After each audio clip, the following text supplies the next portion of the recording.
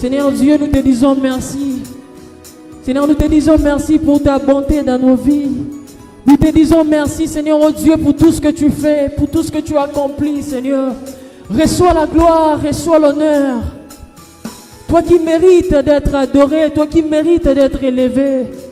Nous t'élevons, Seigneur, cet après-midi. Nous te rendons gloire cet après-midi, Jésus. Reçois l'honneur, Seigneur. Commence encore à élever le nom de Dieu. Commence encore à élever ta voix. Dis merci à ces dieux. Amen. Est-ce qu'une personne peut acclamer le Seigneur? Alléluia.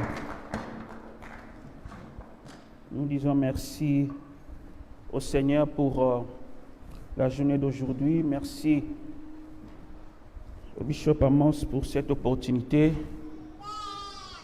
Merci aussi pour la chorale et la modération.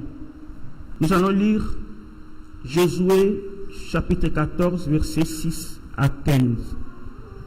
Josué 14, versets 6 à 15. La Bible dit: les fils de Juda s'approchèrent, ça sera une longue lecture, les fils de Juda s'approchèrent de Josué à Gilgal, et Caleb, fils de Jéphuné, le Kénizien, lui dit: tu sais ce que l'Éternel a déclaré à Moïse, homme de Dieu, au sujet de moi et au sujet de toi, à Kadès Barnéa. J'étais âgé de 40 ans lorsque Moïse, serviteur de l'Éternel, m'envoya de Kadès à Barnéa pour explorer le pays, et je lui fis un rapport avec droiture de cœur. Verset 8. Mes frères qui étaient montés avec moi découragèrent le peuple, mais moi, j'ai suivi pleinement la voie de l'Éternel, mon Dieu. Et ce jour-là, Moïse jura en disant: le pays que ton pied a foulé sera ton héritage à perpétuité pour toi et pour tes enfants, parce que tu as pleinement suivi la voie de l'Éternel, mon Dieu.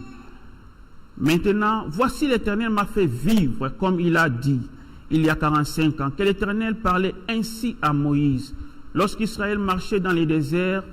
Et maintenant, voici, je suis âgé aujourd'hui de 85 ans. Je suis encore vigoureux comme au jour où Moïse m'envoya. J'ai autant de force que j'en avais alors, soit pour combattre, soit pour sortir et pour entrer.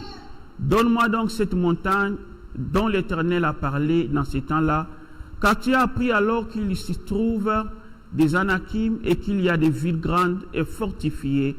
L'Éternel sera peut-être avec moi et je les chasserai, comme l'Éternel a dit. Verset suivant. Josué bénit Caleb, fils de Jéphuné, et il lui donna Hébron pour héritage. Verset 14. C'est ainsi que Caleb, fils de Jéphuné, le Kénizien, a eu jusqu'à ce jour Hébron pour héritage, parce qu'il avait pleinement suivi la voie de l'Éternel, le Dieu d'Israël. Hébron s'appelait autrefois Kiriath Arba. Arba avait été l'homme le plus grand parmi les Anakim. Le pays fut dès lors en repos et sans guerre. J'aime cette dernière phrase, la Bible dit: le pays fut dès lors en repos et sans guerre. Bien-aimés dans le Seigneur, aujourd'hui, nous allons parler d'un thème simple que nous avons tiré d'ailleurs du verset 19 de la Bible, de ce verset, de ce chapitre que nous venons de lire. C'est « Donne-moi donc cette montagne ». C'est notre thème d'aujourd'hui. Donne-moi donc cette montagne. Chacun a une montagne, quelque chose que peut-être qui te dépasse, quelque chose que tu veux conquérir, quelque chose que tu veux posséder, mais que tu n'as pas encore. Et c'est dans ce sens-là que nous allons essayer de nous encourager ce matin afin de prier pour ce qui est encore une montagne dans ta vie. Ce qui est encore, ce qui te dépasse encore, ce qui est encore au-delà de tes forces. Nous allons essayer de parler sur ça et nous allons prier ensemble. Lorsque nous disons « Donne-moi cette montagne », je disais, il y a une nécessité, non pas simplement de demander. Tu ne viens pas simplement demander, mais plus tu viens réclamer.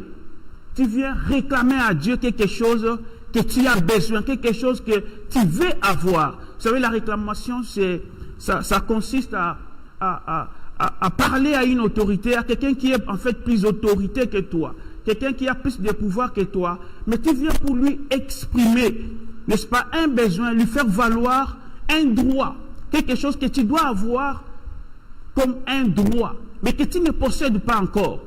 Et lorsque tu fais cela, tu es en train de réclamer. Et dans le cadre de la parole que nous allons partager ce matin, nous voulons en fait réclamer certaines choses que nous considérons comme des droits que nous devons posséder, que nous devons avoir. C'est dans ce sens-là que nous allons aussi prier à la fin. Et le Seigneur n'est pas contre le fait que quelqu'un puisse réclamer. Dans Ésaïe 43, verset 26, le Seigneur dit, rappelle-moi. Je ne sais pas si on peut lire ça avec les amis. Ésaïe 43, verset 26, la Bible dit, réveille ma mémoire, plaidons ensemble, parle toi-même pour te justifier. Ici, le Seigneur, en fait, nous autorise de venir auprès de lui pour réclamer certaines choses. Il dit, réveille ma mémoire. Dans d'autres versions, on dit, fais-moi souvenir des choses que le Seigneur t'a promises, mais que tu ne vois pas encore. Dans cette période de prière, alors que nous sommes en train de clôturer, nous voulons réveiller encore la mémoire de Dieu. Nous voulons encore rappeler au Seigneur, Seigneur, il y a des choses que je vais vivre. J'ai aimé la modératrice qui nous conduisait. Elle a dit que nous devons prier avec précision. Lorsque nous disons, donne-moi cette montagne, nous voulons que dans nos prières, que nous puissions venir devant Dieu avec précision. Et nous allons réveiller cet après-midi encore la mémoire de Dieu, où nous allons encore parler au Seigneur à propos des choses qu'il nous a promises, des promesses que nous attendons, les promesses que nous voulons voir dans notre vie. Le verset que nous venons de lire dans Josué 14, versets 6 à 15, nous parle en fait d'une personne importante dans ce paragraphe, il s'agit de Caleb. Nous savons que Caleb, c'est l'un des espions ou des explorateurs que le Seigneur avait demandé à Moïse d'envoyer dans la terre promise pour aller en fait explorer les pays, pour aller voir comment était encore la terre promise. Le Seigneur connaissait la terre promise. Il avait déjà fait cette promesse-là à Abraham, bien avant que Israël n'existe, bien avant que Israël ne soit un peuple nombreux. Le Seigneur avait fait cette promesse et maintenant ils sont sortis de l'Égypte. Ils sont à quelques pas de la terre promise. Le Seigneur demande qu'on aille un peu explorer, qu'on aille un peu voir, est-ce que la terre promise est telle que le Seigneur l'avait dite? Un pays où coule le lait et le miel. Est-ce que c'est toujours comme ça? Est-ce que ça sera accessible? C'est alors que Caleb et les autres ont été envoyés pour aller espionner ou explorer. Et ils sont allés, bien aimé, nous connaissons l'histoire, les lecteurs de la Bible savent qu'est-ce qui est arrivé. La Bible nous dit que parmi les 12 explorateurs qui sont allés, lorsqu'ils sont rentrés, 10, qui étaient la majorité, a essayé de décourager le peuple. Ils avaient tous vu la même chose. Ils avaient tous exploré les mêmes pays, mais ils n'ont pas donné tous les mêmes rapports. Et ce qu'ils ont dit a découragé le peuple. Parce qu'ils se sont focalisés non pas sur les dieux qui étaient capables de les faire, de les donner la terre promise, mais ils se sont focalisés sur ce qu'ils ont vu comme ennemis. Ils ont dit, nous avons vu un peuple géant. Nous avons vu des villes fortifiées. Et en disant cela, la Bible nous dit, ils ont découragé le peuple. Bien-aimés dans le Seigneur, il y a des gens qui peuvent vous décourager alors que vous êtes tout proche d'entrer dans la terre promise. Vous savez, lorsque nous lisons, nous allons comprendre que ils étaient tout proches de la terre promise. Mais parce qu'ils ont découragé le peuple et que ce peuple avait murmuré devant le Seigneur, la Bible dit, le Seigneur a dit, vous allez encore rester dans les déserts. Des fois, nous restons dans les déserts. Pourquoi? Parce que certaines personnes nous ont découragés alors que la promesse de Dieu était toute proche de se réaliser. C'est en ce moment, pendant que ces gens faisaient un mauvais rapport, que Caleb s'est levé et il a commencé à donner un autre point de vue. Il a dit, il est vrai que dans ces pays, il peut y avoir des gens, des géants, des villes fortifiées, mais le Seigneur est avec nous. Soyons forts, nous allons prendre possession de la terre promise. Amen.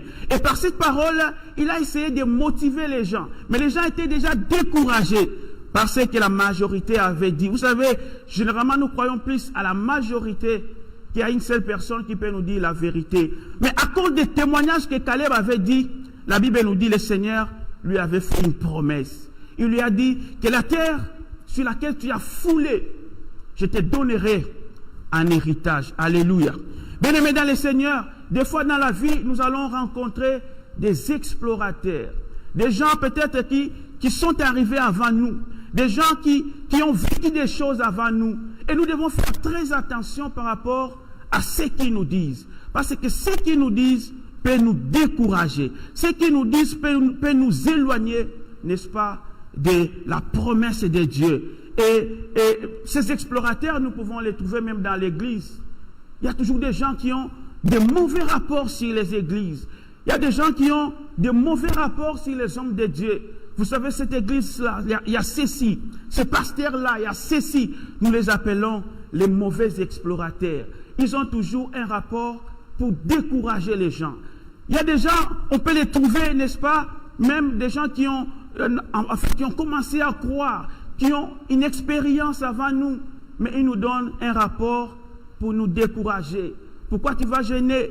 Nous, on a déjà gêné plusieurs fois. Nous, on a monté les montagnes. Nous avons fait des retraites. Mais on n'a rien vu. Nous les appelons les mauvais explorateurs. Lorsque vous restez accrochés à ce qu'ils vous disent, ils peuvent vous décourager à atteindre la promesse de Dieu. Ces explorateurs, nous pouvons aussi les trouver dans les mariages. Des gens peut-être qui se sont mariés avant nous, mais qui nous donnent des mauvais rapports. Alléluia. Il va te dire, le mariage c'est difficile.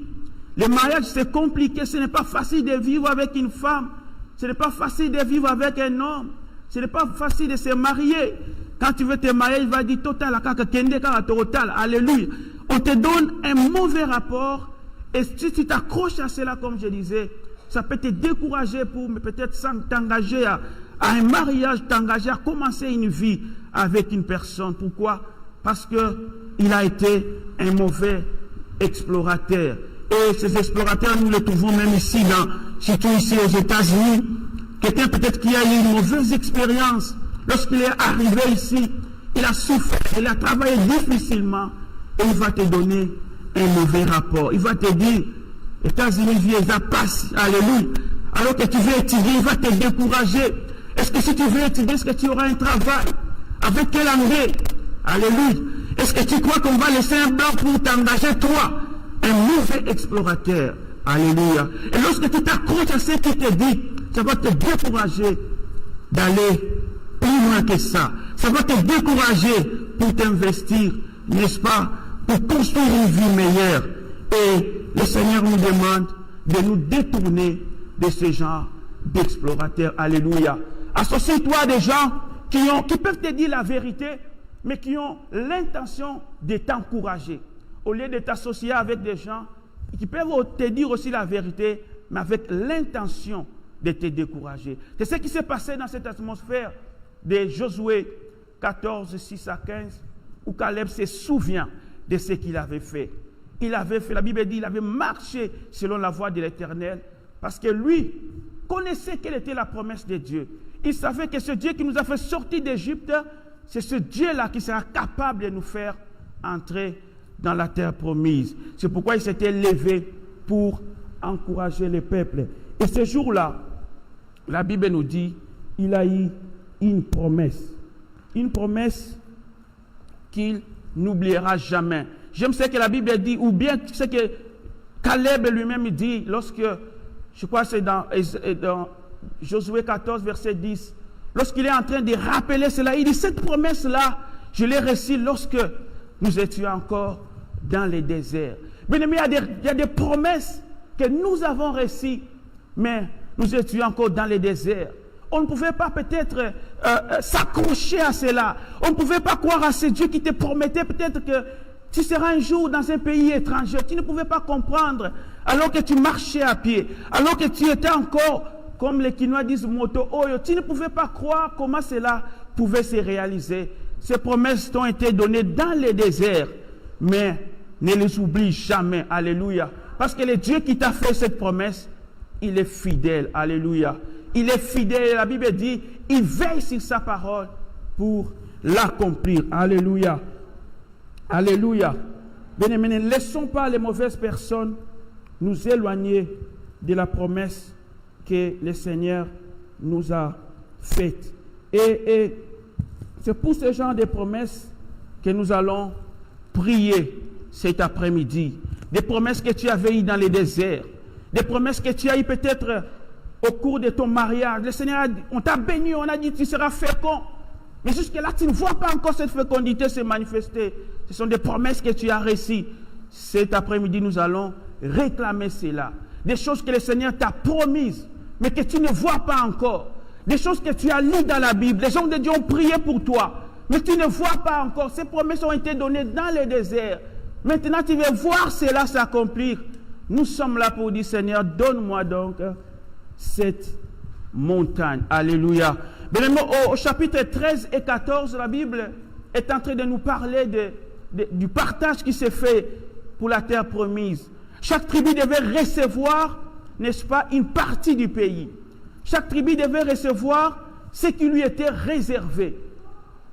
Pendant que cela se faisait, pendant que la distribution commençait à se faire, nous allons constater que Caleb est en train de regarder. Il s'est dit, mais au-delà de ce qui doit être donné à chacune personne, à chacune des tribus, moi le Seigneur m'avait fait une promesse particulière. Le Seigneur m'avait dit, les lieux où tes pieds t'ont affoulé, je te donnerai un héritage. Caleb est en train de regarder, Seigneur, mais je ne vois pas encore, je ne possède pas encore cela. Qu'est-ce que je dois faire? C'est alors que Caleb s'est levé pour aller réclamer cela. Et dans Josué 14, 6, si on peut lire ça, dans Josué 14, 6, la Bible dit, nous l'avions lu, je vais juste reprendre pour nous aider à évoluer. Les fils de Judas s'approchèrent de Josué à Gilgal, et Caleb, fils de Jéphuné, le Kénizien, lui dit, tu sais ce que l'Éternel a déclaré. Bien-aimés dans le Seigneur, la Bible nous dit, les fils de Judas s'approchèrent.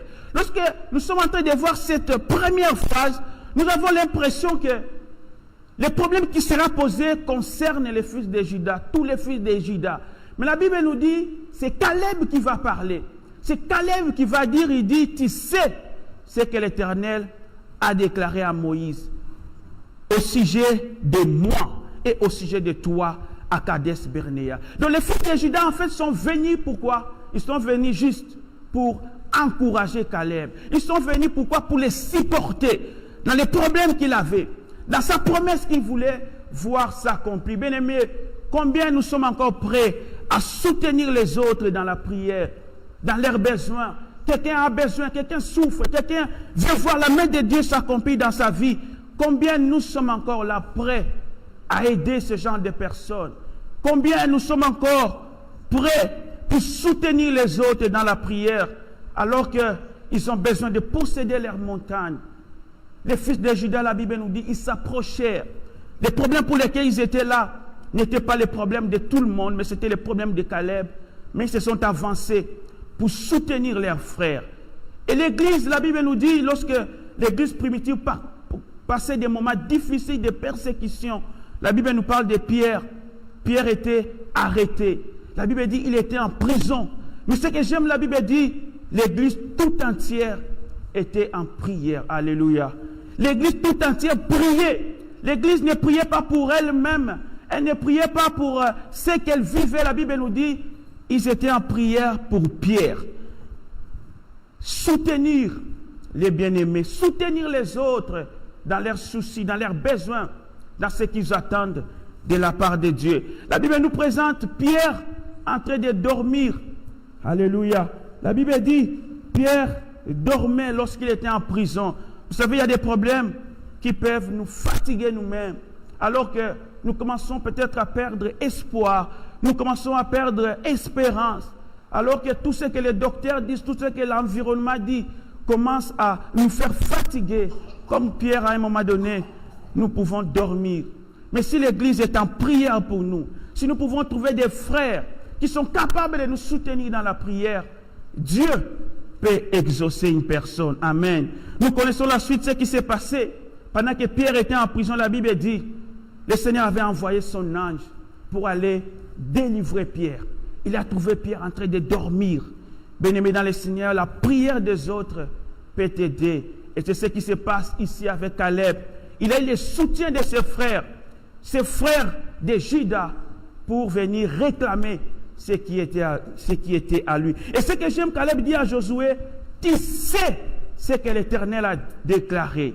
Bien-aimé, très important, beaucoup de choses que Dieu va faire avec vous, ou beaucoup de choses pour lesquelles vous allez vous engager dans la prière, dépendent aussi de la façon dont vous les savez, de la façon dont vous les connaissez, de la façon dont vous avez, n'est-ce pas, un égard sur le Seigneur. Caleb savait ce que Dieu avait dit. Il n'avait pas oublié. Alors que la promesse était faite dans le désert, il n'a pas perdu de vue. Il dit, il y a 45 ans, cette promesse était donnée. Je suis en train de croire encore. Alléluia. C'est pourquoi il dit à Josué, je sais ce que l'Éternel a déclaré. Mais si tu oublies ce que Dieu a dit, il te sera des fois difficile de t'engager dans la prière. Pourquoi? Parce que tu ne sais pas qu'est-ce que l'Éternel a dit. La Bible dit, le peuple qui connaîtra son Dieu, connaîtront son Dieu. Peuple, c'est des fois difficile. En anglais, people, je crois, c'est singulier, mais en français, c'est pluriel.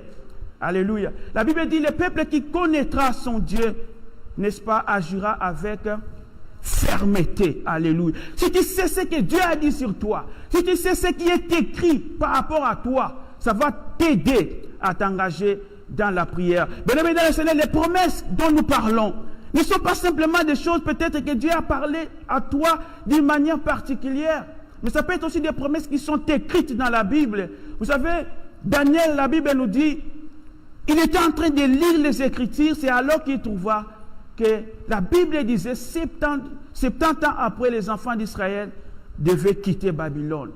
C'était une promesse qui avait été faite. Cette promesse-là était écrite. Le Seigneur n'a pas dit à Daniel, Daniel, il y a 70 ans que j'ai dit qu'Israël doit sortir de Babylone. Non, la Bible dit cela a été écrite. Il dit, je l'ai compris par les Écritures. Lorsqu'il était en train de lire, c'est alors qu'il a compris que 70 ans devaient s'écouler pour qu'Israël sorte de Babylone.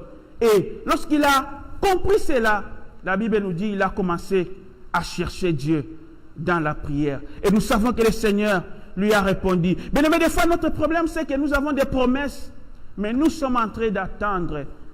Bien sûr, la Bible nous dit, attends-la, si tarde, attends-la. Mais des fois, nous sommes tellement en train d'attendre que nous ne voulons pas prier, parce que nous croyons que la promesse s'accomplira par elle-même. Mais ici, nous voyons par Daniel, nous voyons par Caleb. Caleb avait la promesse. Le pays est en train d'être partagé. Il n'a pas dit non, moi j'attends.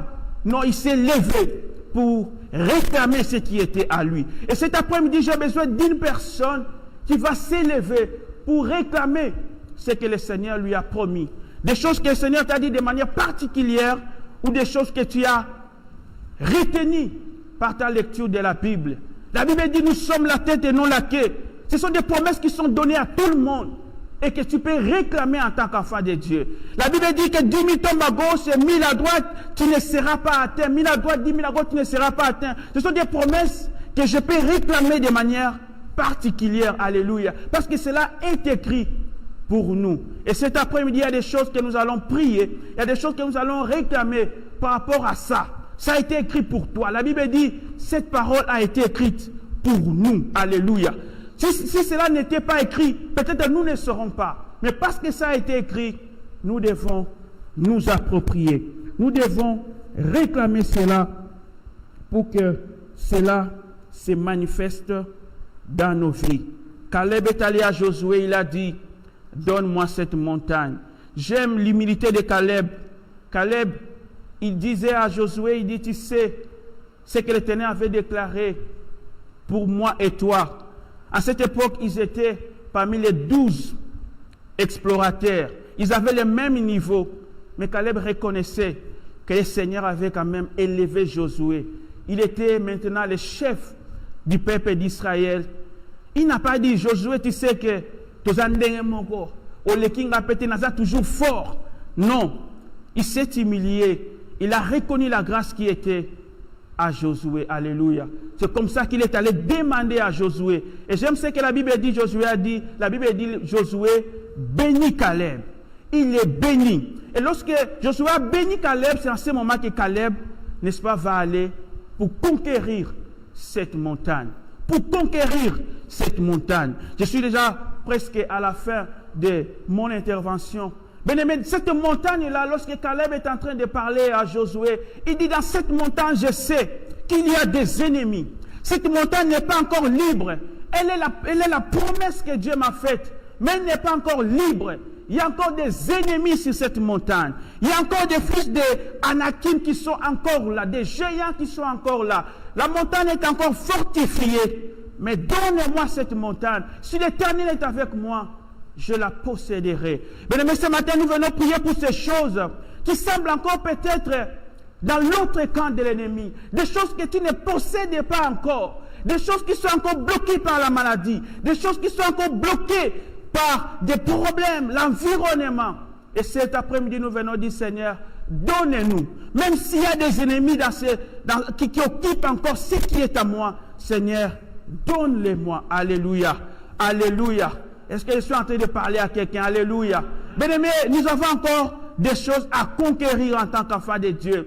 La vie des enfants de Dieu, peut-être des fois, ce n'est pas ce que Dieu peut faire dans ta vie. Peut-être des fois, ce n'est pas ce que tu vis encore. Il y a encore des choses que nous devons conquérir.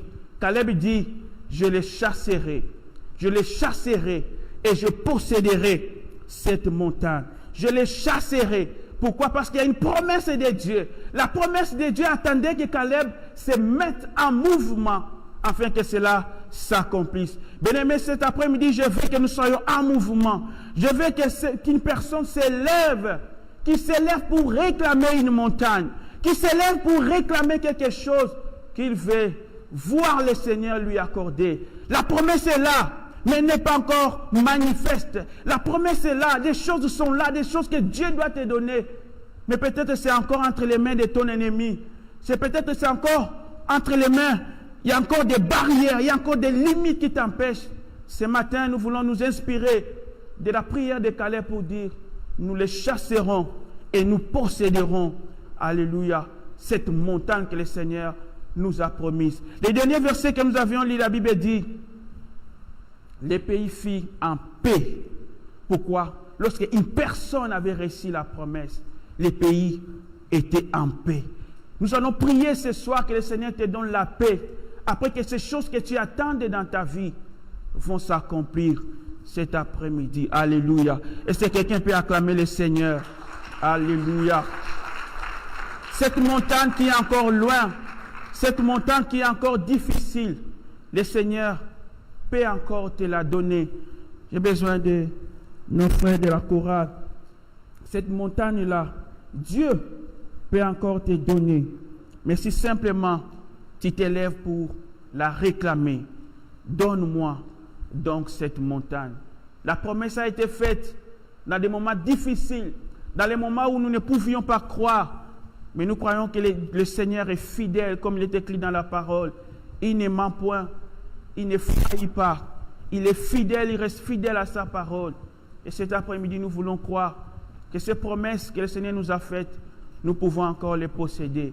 Même si c'est difficile, même si la montagne semble encore entourée par les ennemis, nous venons réclamer cela. Nous ne voyons pas les ennemis, nous ne voyons pas ce qui nous limite, nous ne voyons pas l'environnement, nous ne voyons pas la situation, mais nous voulons voir c'est Dieu-là qui a fait la promesse. Car la Bible dit, celui qui a fait la promesse, il est fidèle pour l'accomplir. Alléluia. Il y a un bien-aimé qui a l'habitude de dire, Dieu n'a pas un problème de pouvoir, mais il a seulement un problème de volonté. Parce que ce qu'il veut, il le fait. Et cet après-midi, ma prière, que Dieu veille t'accorder ta montagne. Je ne sais pas quelle est la montagne de ta vie. Je ne sais pas qu'est-ce que tu attends que le Seigneur te donne. Ce matin, je ne voudrais pas que tu pries comme tout le monde. D'ailleurs, quand nous étions en train de préparer, le Seigneur nous avait demandé que les gens prient autrement, que tu ne pries pas dans la même position que tu as l'habitude de prier. La modératrice a parlé de ça, mais les gens n'ont pas saisi cela. Dieu voulait que tu ne pries pas comme tu as l'habitude de prier. C'est ce que le Seigneur nous avait recommandé. C'est pourquoi nous sommes en train de gêner. Peut-être que quelqu'un va s'agenouiller, quelqu'un va se lever, mais ne prie pas comme d'habitude. Alléluia. Nous allons réclamer des choses cet après-midi. Alléluia. Nous écoutons une chanson avec les bien-aimés pendant que nous nous mettons debout pour prier. Alléluia. Alléluia. Merci Seigneur. Il y a encore des choses qui restent à conquérir. Il y a encore des choses que nous voulons posséder, Seigneur. Alléluia.